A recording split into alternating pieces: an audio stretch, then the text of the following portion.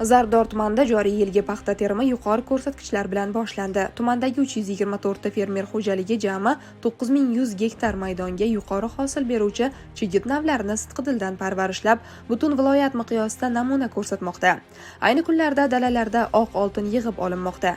Xususan, tumandagi yirik xo'jaliklardan biri Yutuq maydoni fermer xo'jaligida 270 gektar maydonga ekilgan paxtani yig'ish ishlari qizg'in tus olgan. Jumladan, mazkur hududdagi 80 gektarda Shinjon texnologiyasi asosida plyonka ostida qo'shqator uslubda Xinluzang 57 navi ekilib, intensiv usulda parvarishlangan. Qolgan qismi ochiq 76 sxema bo'yicha yetishtirilgan. Bu tajriba natijasida fermer xo'jaligi hosildorlikni sezilarli oshirishiga erishgan. Men shu qarib 40 yildan beri mana shu paxtachilikda yuradigan bo'lsam, biz mana haqiqiy ko'rdik. Sababi xorijiy nav herbisidga chidamli, ko'sak qurtiga chidamli. Ikkinchidan bu patplyonkaning afzalligi qiyin tomoni boshida ekish juda qiyin. O'sha payti nima xarajat bo'lsa o'sha payt ketadi. Bo'ldi, ekish to'xtadimi? Texnika kirmaydi. Biron marta kultivatsiya qilinmaydi.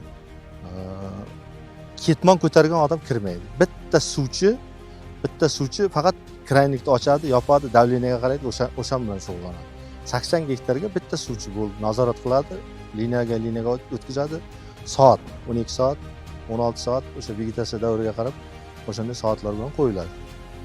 Endi bu usulni men o'tgan yil boshlagan bo'lsam, o'tgan yili mening atrofimdagi fermerlar ko'rib ancha kengaygan.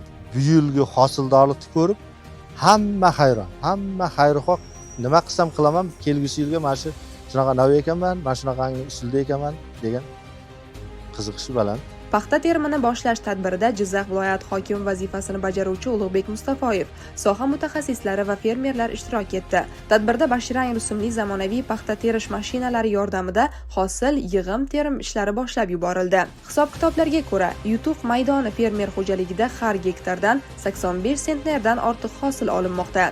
Bu ko'rsatkich nafaqat tumanda, balki butun Jizzax viloyatida ham eng yuqori natijalardan biri hisoblanadi. Fermerlar ta'kidlashicha, yuqori samaraga erishishda zamonaviy agrotexnologiyalar, innovatsion yondashuvlar va mexanizatsiyalashgan terim tizimi hal qiluvchi ahamiyat kasb etgan. Ilgari asosan qo'l mehnatiga tayangan terim jarayonlari endilikda texnika yordamida tez, aniq va yo'qotishsiz amalga oshirilmoqda. Bu esa fermerlar mehnatini yengillashtirish, hosilni to'liq yig'ib olish, ishlab chiqarish samaradorligini oshirish hamda agrosanoat salohiyatini mustahkamlashga xizmat qilmoqda.